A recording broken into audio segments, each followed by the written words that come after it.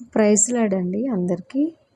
ఈరోజు మనం ద్వితీయోపదేశకాండం 5వ అధ్యాయం చదువుకుందాం.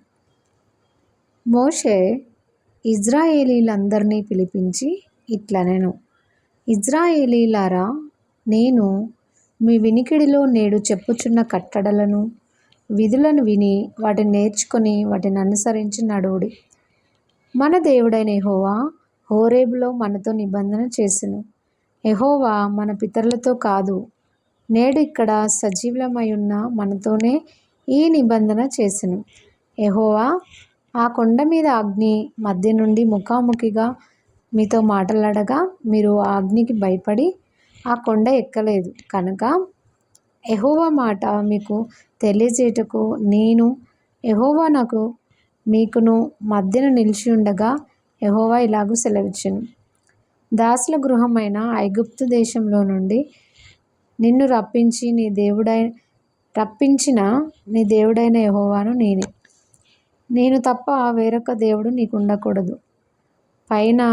పైనున్న ఆకాశం అందే గాని క్రిందున్న భూమి అందే గాని భూమి క్రిందనున్న నీళ్ళయందే గాని యుండు దేని పోలికనైనా విగ్రహంను చేసుకొనకూడదు, వాటిని నమస్కరింపకూడదు, వాటిని పూజింపకూడదు.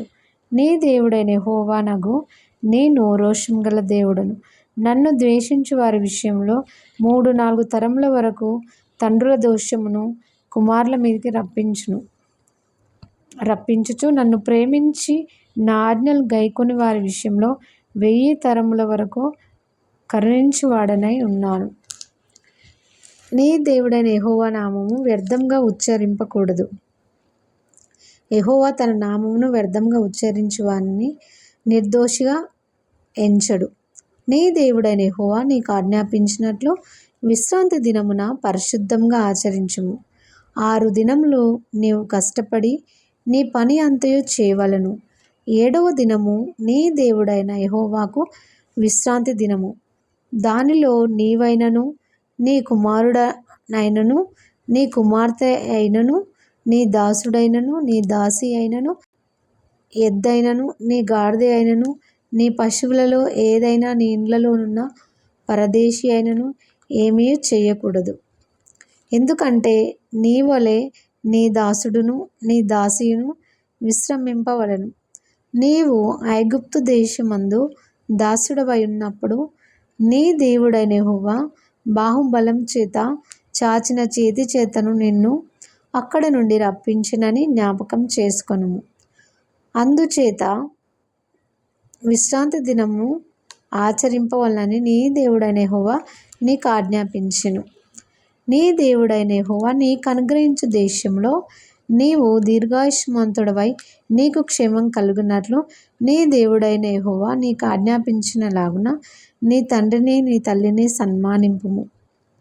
నరహత్య చేయకూడదు, వ్యభిచరింపకూడదు, దొంగిలకూడదు, నీ పొరుగువాని మీద అబద్ధ సాక్ష్యం పలకకూడదు, నీ పొరుగువాని భార్యను ఆశింపకూడదు, నీ పొరుగువాని ఇంటినైనను దాని పొలమునైనను వాని దాసునైనను వాని దాసినైనను వాని ఎద్దునైనను వాని గాడిదనైనను నీ పొరుగువానిదగు దేనినైనను ఆశించకూడదు.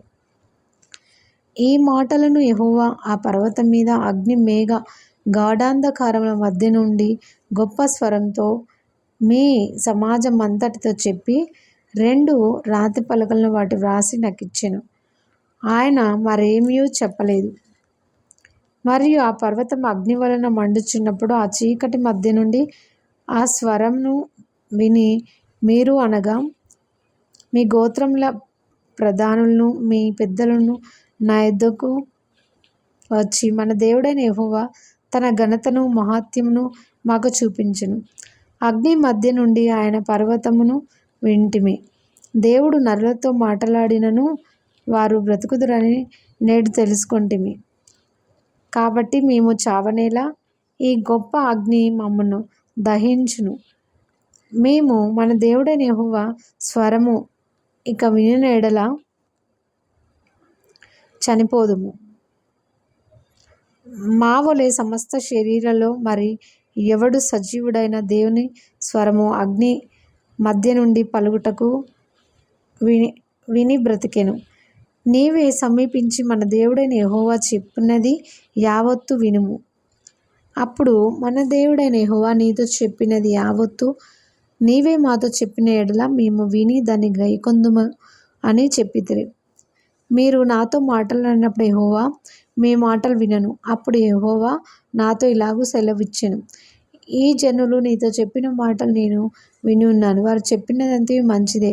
వారికిని వారి సంతానమునకు నిత్యమును క్షేమం కలుగునట్లు వారు నా యందు భయభక్తులు కలిగి నా ఆజ్ఞలన్నిటిని అనుసరించి మనస్సు వారికి ఉండిన మేలు. మీ గుడారంలోనికి తిరిగి వెళ్ళుడని నీవు వారితో చెప్పుము. అయితే నీవు ఇక్కడ నా యొద్ద నిలిచి ఉండుము. నీవు వారికి బోధింపవలసిన ధర్మమంతటిని అనగా కట్టడలను విధులను నేను నీతో చెప్పెదను. వారు పరుచుకున్నట్లు నేను వారికి ఇచ్చుచున్న దేశమందు వారు అలాగూ ప్రవర్తింపవలెను. కాబట్టి మీరు కుడికే గాని ఎడమకే గాని తిరగక మీ దేవుడైన యెహోవా ఆజ్ఞాపించినట్లు చేయుటకు జాగ్రత్త పడవలెను. మీరు పరుచుకొనబో దేశంలో మీరు జీవించుచు మేలు కలిగి దీర్ఘాయుష్మంతులగునట్లు మీ దేవుడైన యెహోవా మీకు ఆజ్ఞాపించిన మార్గములన్నిటిలో నడుచుకొనవలెను. దేవుడి వాక్యం దీవించును గాక. ఆమేన్.